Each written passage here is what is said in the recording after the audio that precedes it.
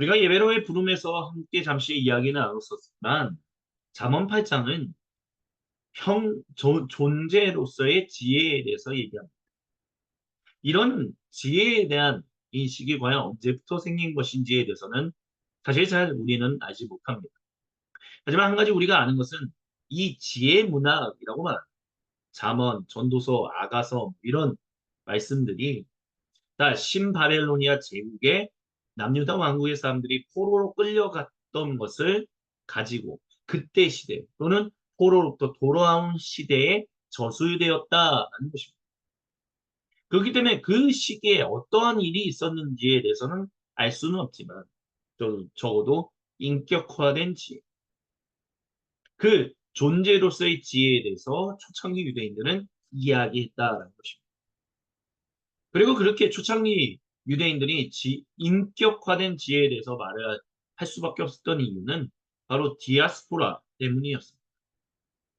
신바벨로니아에 끌려갔던 사람들만이 아니라 예레미야서에 나오는 이집트로 내려갔던 남유다 사람들, 그리고 여기저기 다양하게 흩어진 유대인, 그 유대인들이 정말 하나님 백성답게 어떻게 살아갈 수 있을 것인가라는 부분에서 그들은 인격화된 존재로서의 지혜를 강조해야만 했던 것 같습니다.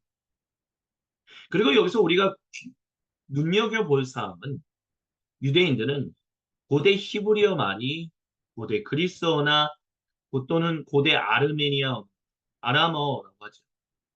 또는 다양한 언어로 번역되는 거에 대해서. 그래서 조상의 언어를 잃어버린다, 모국어를 잃어버린다라는 것에 대해서 크게 신경 쓰지 않았다라는 것입니다. 그들은 언어를 잃어버리는 것보다 더 중요한 것이 우리가 하나님 말씀을 잃어버리는 것이 더 큰 일이다라고 이야기했습니다. 그들은 그렇게 믿었다라는 것입니다. 그렇기 때문에 그들은 그들의 모국어를 잃어버린다 할지라도 그들의 모국어가 바뀐다 할지라도 그들의 새롭게 바뀐 모국어로 계속해서 주님의 말씀을 번역하고 그것을 함께 듣는 일들을 중요하게 여겼습니다. 그것이 바로 디아스포라 유대인들이었다는 것이죠. 그렇기 때문에 그 디아스포라 유대인들, 그래서 그들 가운데 하나님이 그들 비록 아직 하나님의 존재 자체는 거룩하신 하나님의 영은 그 솔로몬 성전 제1성전이라고 말하는 그 성전에서 떠나가서 지금 우리와 함께 하시진 않지만 그럼에도 불구하고 주님은 언제나 임마누엘로서 우리를 지키시고 보호하신다.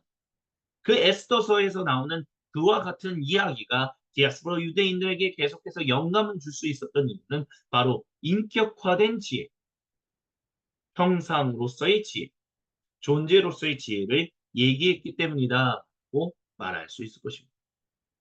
그리고 그 지혜에 대한 강조는 결국 전도서 저자의 그 이야기를 통해서도 우리가 알 수 있는 것처럼 우리로 하여금 단순하게 살아갈 수 있게 만든다라고 합니다. 우리나라 한국어에서는 단순하다라는 말이 조금은 부정적인 말로 사용되긴 하지만 사실 성경의 용어에서 단순하다라는 것은 그만큼 만사 형통한다라는 것을 말합니다. 복잡하지 않다라는 것은 모든 것이 일관되게 쭉 나아갈 수 있, 방해되는 걸림돌이 없다라는 것을 말한다라는 것입니다.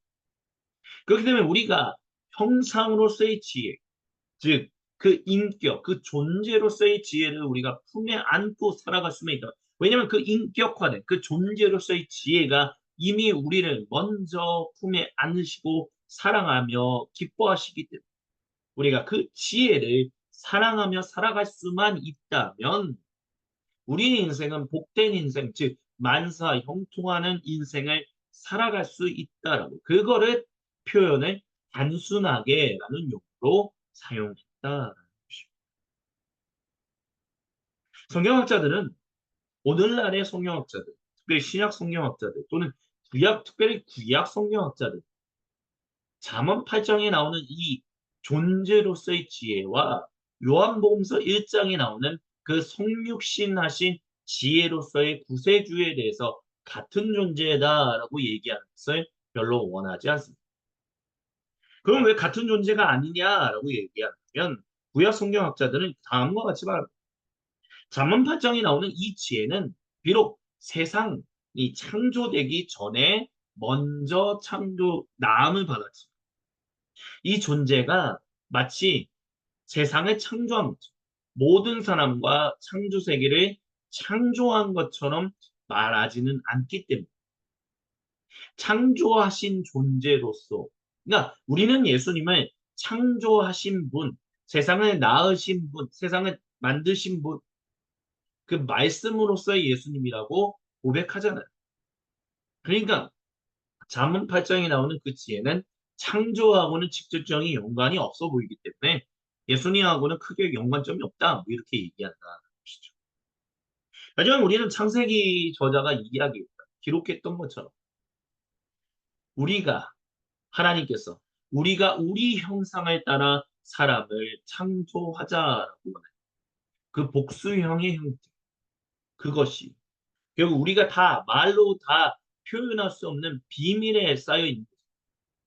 사도 바울이 고린도 교회에 보낸 첫 번째 서신에서 얘기한 것처럼 비밀의 경륜, 여기서 말하는 경륜이라는 것은 일종의 히스토리, 그런 그 겉으로 드러난 것들, 역사적으로 이루어졌던 것들, 비밀스럽게 우리가 다 알 수 없는 신비로운 것이지만 적어도 그 우리 형상을 따라 하나님이 만드셨다라는 것을 본다면 결국에는 이 잠언 8장의 지혜, 형상, 즉 그 존재로서의 지혜는 바로 우리에게 성신하신 그 지혜, 즉 말씀이신 구세주 예수님을 말한 것이다라고 우리는 얘기할 수 있어야 할 것입니다. 그것이 초대교회 때부터 고대교회 때부터 계속해서 흘러내려온 것이다.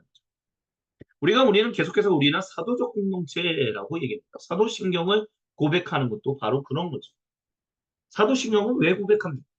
왜 니케아 콘스탄티노플 신경을 고백합니까? 침례교 같은 경우는 사도신경이나 니케아 콘스탄티노플 신경을 전혀 인정하지 않습니다. 그들은 고백하지 않아요. 왜냐하면 그런 고백들은 이미 뭔가 왜곡된 것들이다 얘기한다. 근데 우리가 사도신경 또는 니케아 콘스탄티노플 신경을 믿음으로 함께 고백하는 것은 우리는 우리만 딱 떨어져서 어느 순간 하늘에서 갑자기 떨어져 나온 별과 같은 존재들이 아니라 우리는 오래된 하나님의 역사하심을 따라 잠언 8장이 이야기했던 것처럼 하나님이 우리가 이 땅에 태어나기도 전에 세상이 만들어지기 전에 이미 먼저 우리 존재를 기뻐하셨고 우리를 품에 안으셨다라고 얘기해요.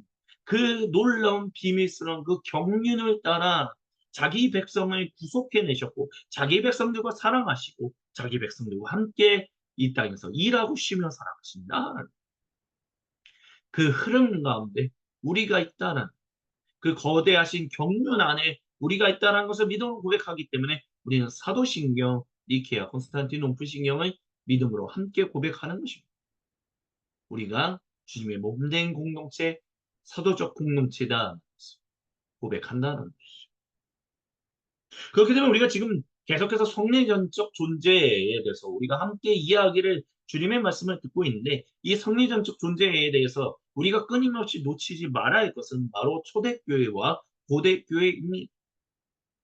물론 중세교회도 중요하다고 할 수 있지만 초대교회와 고대교회에서 그들이 고백해 왔던 예수님이 우리에게 임하심으로 말미암아 결국 우리를 어떻게 인도해 내셨는가 우리를 어떠한 존재로 이미 비밀스러운 경륜을 따라 그 놀라운 이벤트, 역사적인 사건들을 따라 우리를 어떻게 인도해내고 계신가라는 것을 아는 것, 그것을 믿음으로 고백하는 것, 그것이 매우 중요하다는 것을 우리는 잊지 말아야 한다. 그렇기 때문에 우리는 이 성례전적 존재라는 것에 대해서 이야기 들고, 아, 그래, 성만찬이 중요하구나. 그래, 성만찬적인 존재, 그래, 성만찬을 참여하는 존재. 그 정도라고 생각해서는 안 된다. 오늘 요한복음서 27장에 나오는 이 말씀 기도 중 대제사장적 기도라고 우리가 보통 얘기하는 이 요한복음서 17장에 나오는 기도 중에 한 기도의 그 본문을 다시 한번 기억하실 수 있었던 것입니다. 아버지께서 제가 이 사람들, 즉 예수님의 제자들뿐만이 아니라 이 사람들의 말을 듣고 나를 믿는 사람들, 계속해서 시대가 지나가면 지나갈수록 generation to generation, 세대에서 세대를 거쳐 주님의 말씀을 듣고 주님과 함께 한 가족이 될 사람들을 위해서도 기도한다라고 예수님 말씀하시며, 아버지께서 이미 내 안에 계시고 내가 아버지 안에 있는 것처럼 그들도 하나가 되어서 고 분명하게 이야기하고 있습니다.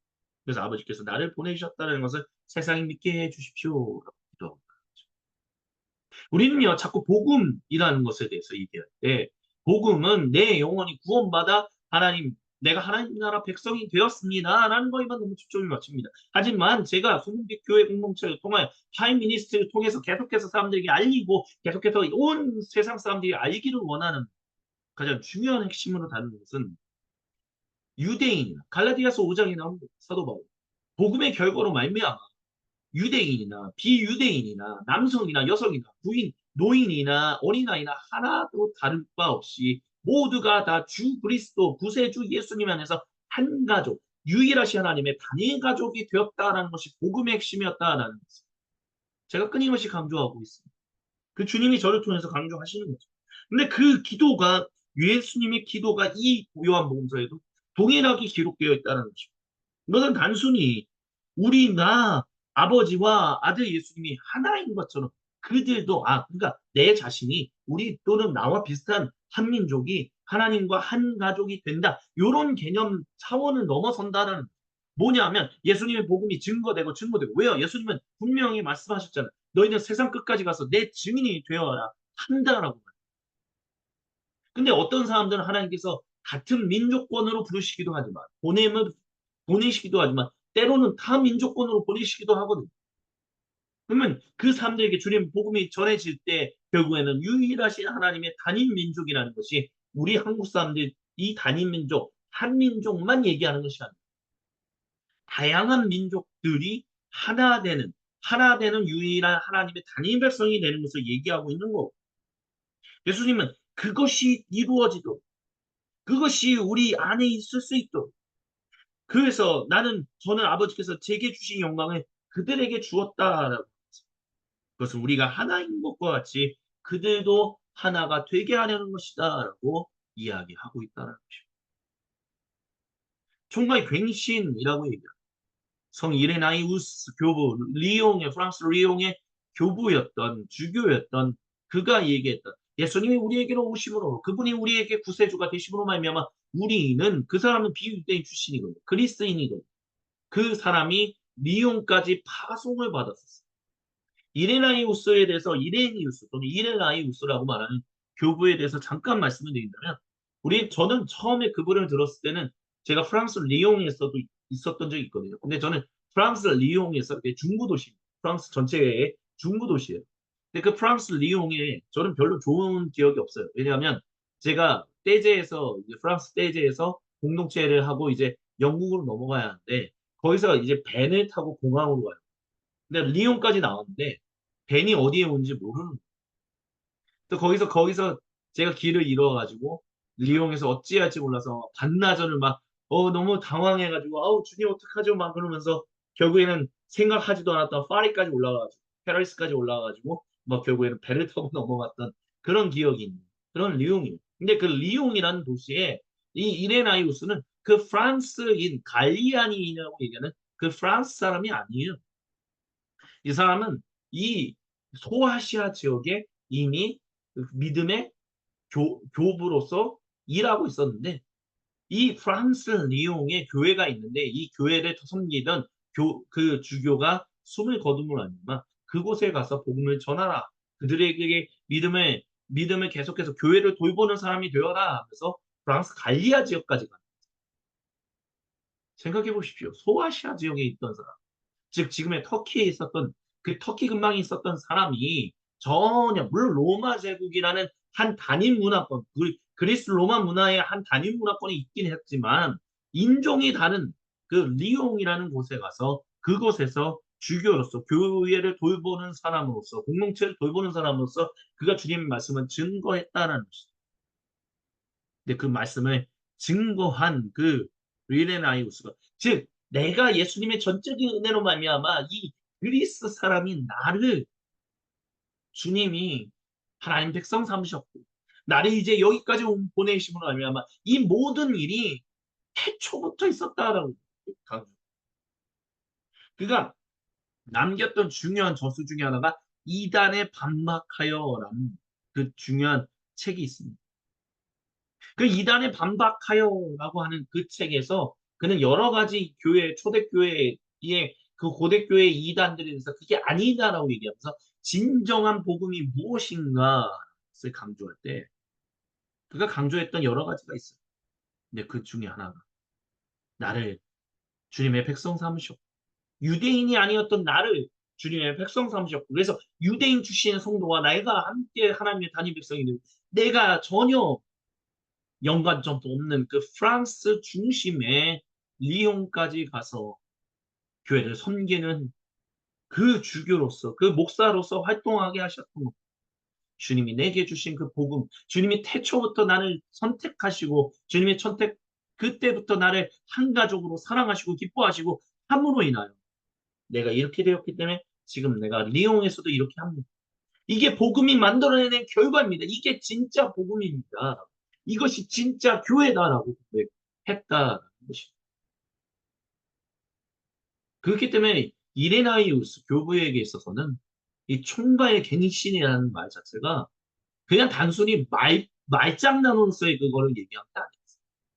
복음이 오심으로 말미암아 우리가 단일 가족이 되고 그것으로 인하여 하나님의 온 창조 세계가 복된 그 열매를 맺게 하는 모든 것에 회복이 있게 된다. 그러기 위해서는 주님의 복음이 증거되어야만 합니다. 근데 그 복음이 뭐냐? 가짜 복음이 아니라 참 복음, 좋은 복음, 제대로 된 복음이 증거돼. 진짜 예수님이 구세주이십니다라는 그 믿음의 고백이 일어나는 고백이 일어나야 한다고 얘기했다는 것이죠. 그래서 그 크신 은혜를 따라 우리가 주님의 백성이 되어 지금 여기서 우리가 함께 사랑하며 살아가고 있습니다. 이게요, 타 민족, 타 종족, 이게 사랑하며 살아간다는 게 이게 얼마나 어려운 일인가 하는 것은 우리가 누구보다도 잘 알고 있습니다. 이것은 단순히 한국이 주변에서 들려오는 뭐 다양한 그 뭐 유럽에서 뭐 난민을 받아들였다 뭐 북미권에서 난민을 받아들였다 아니면 이민하는 사람들이 많다 그래서 타민족하고 사는 거 되게 어려운 거예요. 위험하네. 그러니까 받아들이지 말자. 이런 정도가 아닙니다. 실제로 거기서 살아가는 사람들의 그 모습을 보면 내가 생각해 보십시오.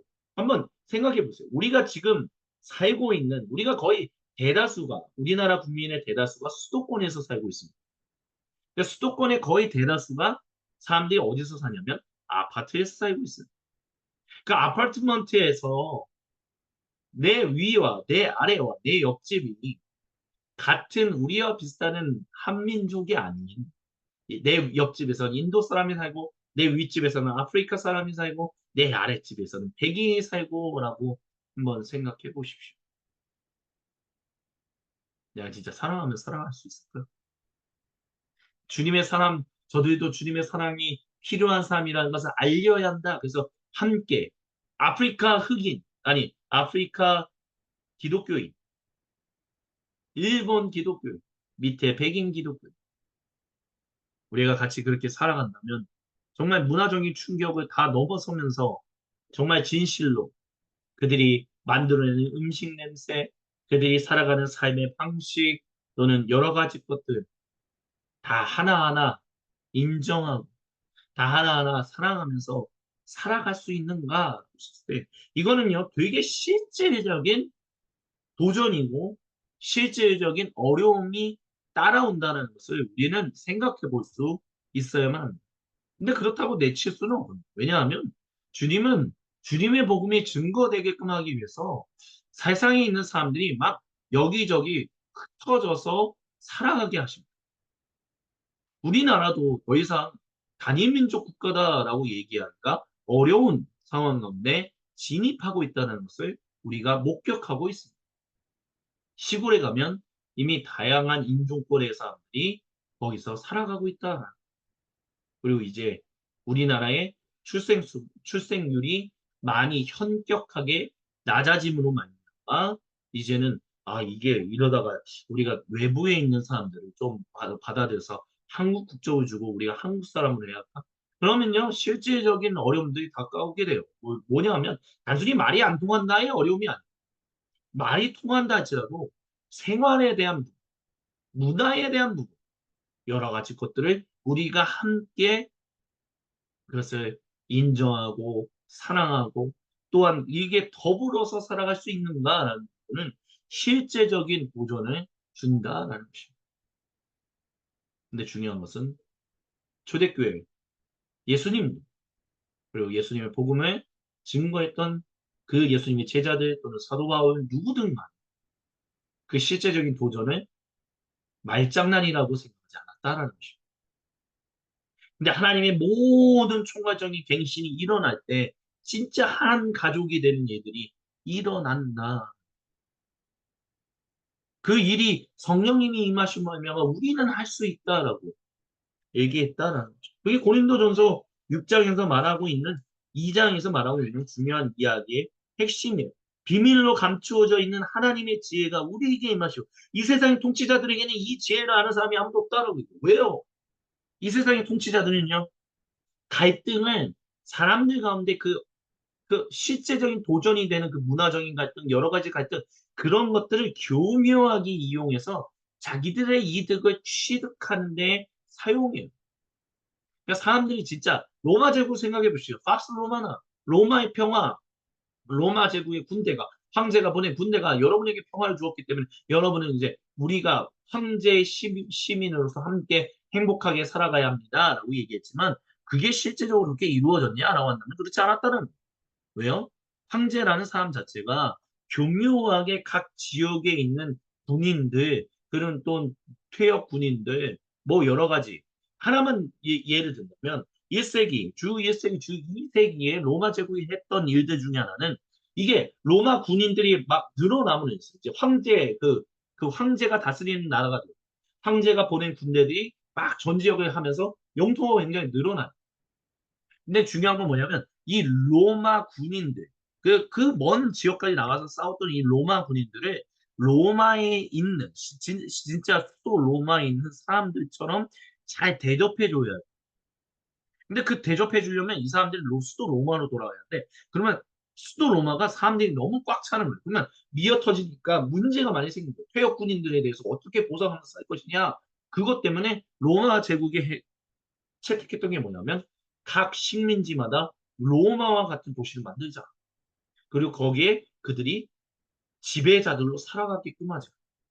그러니까 어떤 일이 나왔냐면 그들이 퇴역 군인으로서 퇴역하고 난 다음에 그 지역에서 그들이 그 떵떵거리며 사는 거예요. 근데 그 집을 지어주고 그들이 떵떵거리게 살 수 있게 그 지역에 원래 살고 있었던 원주민들은 어떻게 됐냐? 굉장히 심각한 차별을 받고 살아갔다는 거죠. 이게 이 세상의 통치자들이 하는 거예요. 이 세상의 통치자들이 진짜 하나에 대한 정말 평화로운 온전한 백성 한 가족이 되게끔 만드느냐 못한다는 거예요. 우리도 그렇게 하지 못한다는 거예요. 왜? 문화적인 실제적인 도전, 여러 가지 생활권에 대한 여러 가지 도전 이게 없냐라는 거예요. 있다라는 거죠. 근데 하나님께서 성령님, 예수님 안에서 성령님을 우리에게 주심으로 말미암아 우리가 예수님이 이미 태초 전에 우리를 선택하시고 우리를 사랑하셨고 우리 모두를 기뻐하셨다는 것을 알았기 때문에 이와 같은 하나님 마음을 우리는 하나님의 거룩하신 영을 통해서만 알게 됨으로 말미암아 이 비밀스러운 이 지혜, 이 존재로서의 지혜, 성육신하신 지혜이신 말씀이신 그분이 우리에게 은혜로 오셨기에 우리는 이렇게 성숙한 사람으로서 살아갈 수 있다. 사도 바울은 말하고 있다라는 것입니다. 여러분 성례전적 존재라는 말 자체가 그렇기 때문에 단순히 뭐 성만찬만 잘 지키면서 예배 때마다 성만찬을 지킵시다. 그것만 한국 교회에 잘 전달된다 하더라도 정말 복되겠죠. 왜냐하면 한국 개신교회에서 성만찬을 제대로 정말 중요하게 여기고 제대로 지키는 교회가 얼마나 있냐는 오면 거의 손에 꼽을 정도로 없을 겁니다. 한 달에 한 번, 또는 분기별로 한 번, 하는 정도예요. 그러니까 성만찬을 매주 우리가 공동 예배를 주님께 올려드릴 때마다 우리가 하나님께 올려드립시다. 성만찬을 통해서 우리에게 주신 그 은혜를 기억합시다. 우리 그것만 세워진다 할지라도 놀라운 일이라고 할 수 있겠지만, 사실 주님께서 지금 이 시리즈를 통해서 성령적 존재를 말하는 것은 그 말씀하시는 건 그 이상을 얘기하지. 그 이상을 요구하고 계시고, 그건 뭐냐면, 하나님이 유일하신 하나님의 단일 백성이 된 너희들이 실제적인 도적 가운데서 너희가 진짜로 성숙한 사람들로서 그 아들과 함께 더불어서 살아갈 수 있게 성령님이 너에게 있고, 내가 너희를 품에 안았던 것처럼 너희가 서로 품에 안을 수 있게끔 내가 인도한다라는 것입니다. 그것을 기도하고 있다라는.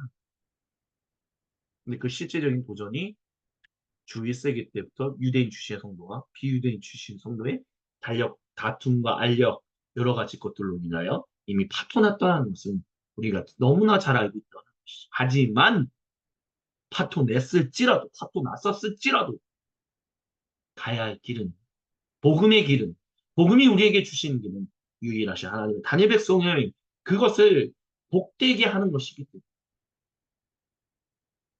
그 의미에서 우리는 아무리 초대교회조차도 실패했던 일이라 할지라도 어려움을 겪었던 일이라 할지라도 우리는 그 말씀을 놓치지 않고 붙들고 살아갈 수 있어야 한다는 것입니다.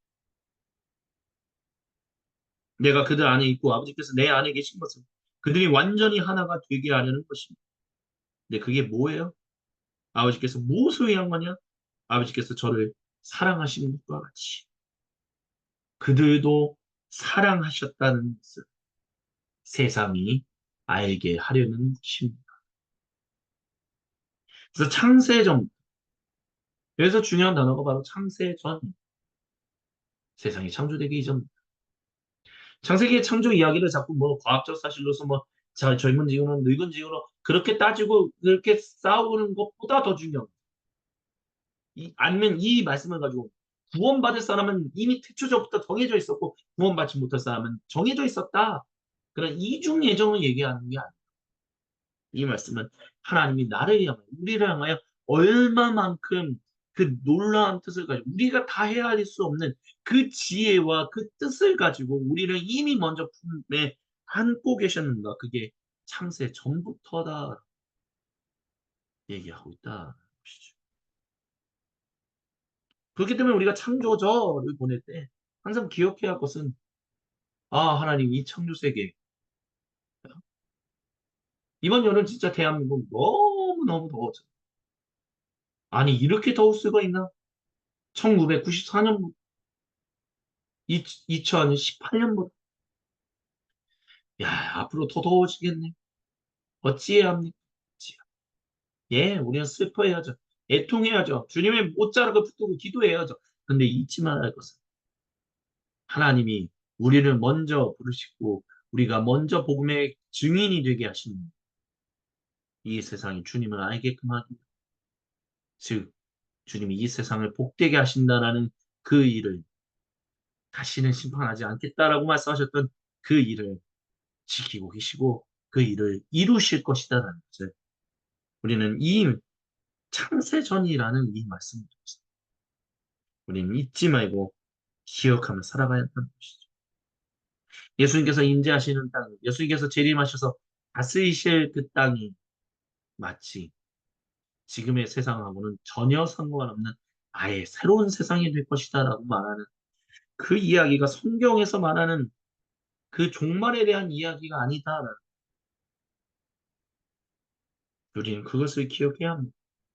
그래야만 우리는 진정한 복음의 증인들로서 살아갈 수 있다는 것이죠.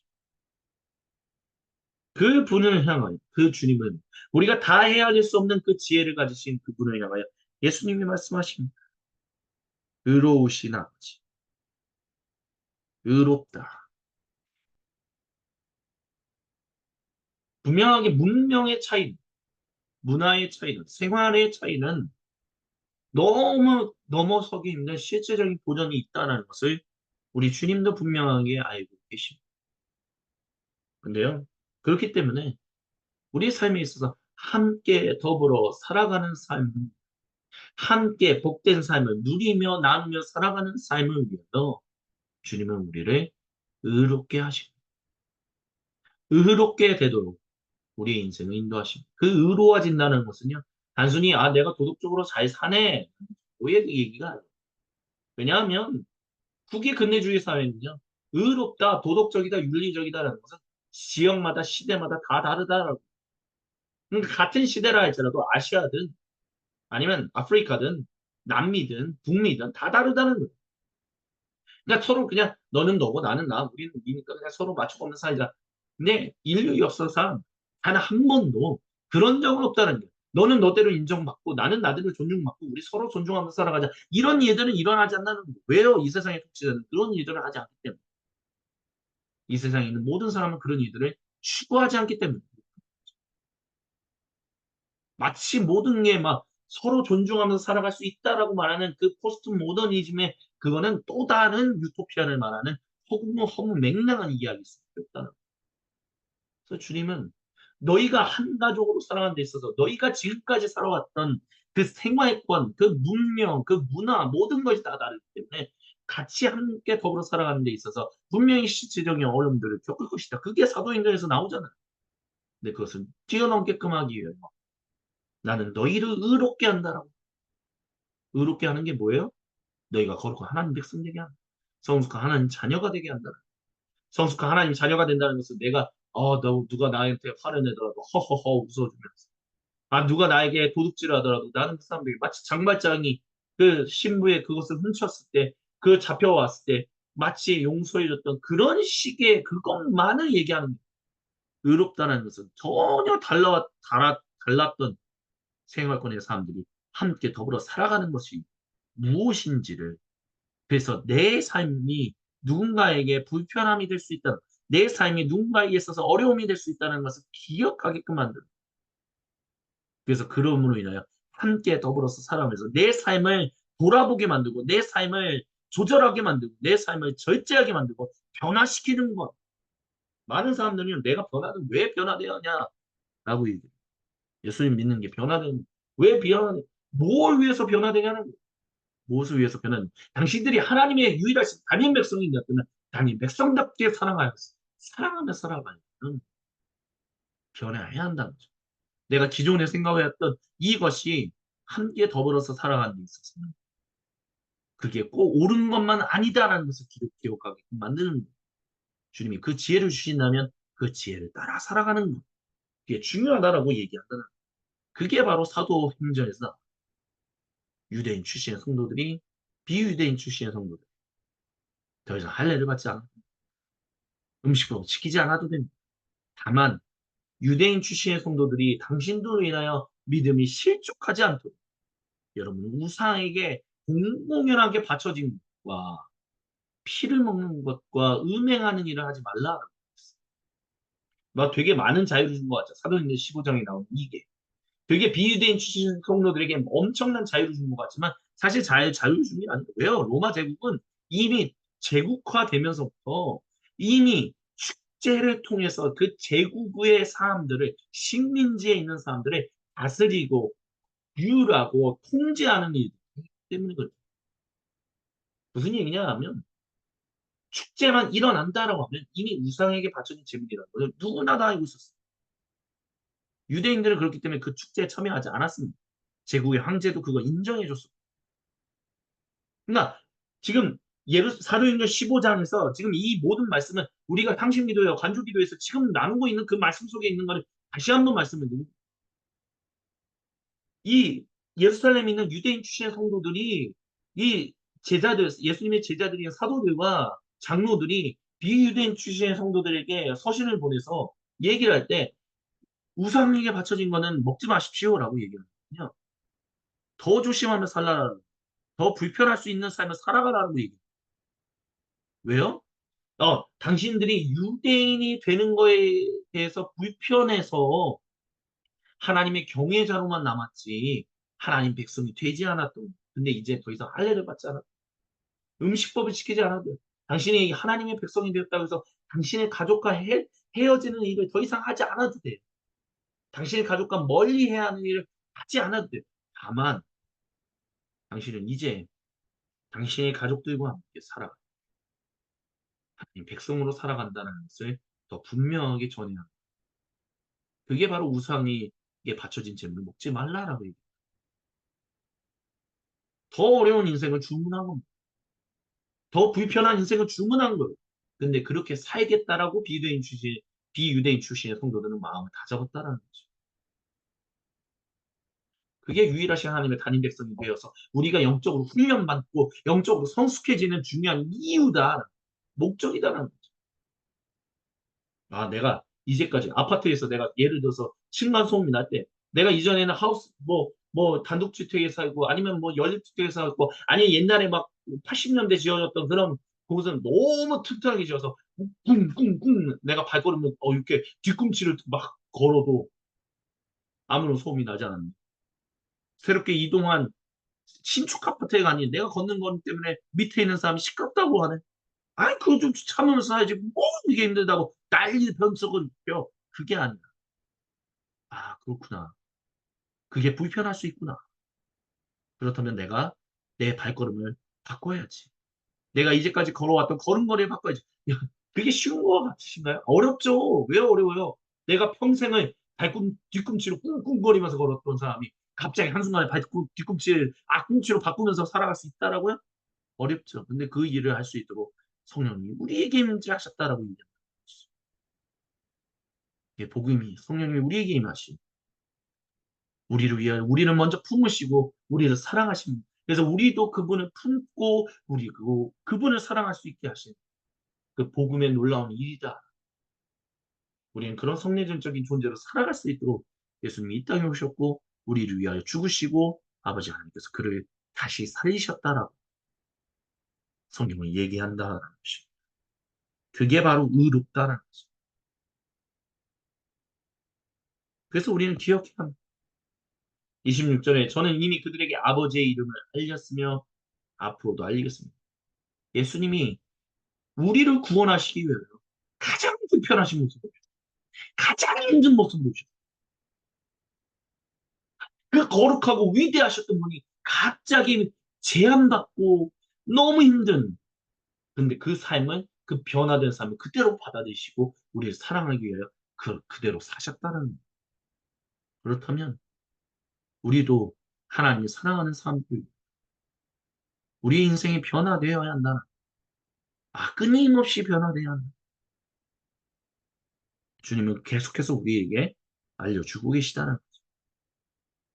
그것이 바로 아버지께서 나를 사랑하신 그 사랑이 그들 안에 있게 하고 저도 그들 안에 있게 하는 즉 임마누엘 하나님이 우리와 함께 하시는 것을 드러내는 것이다라고 예수님께서는 기도하셨다라는 것입니다.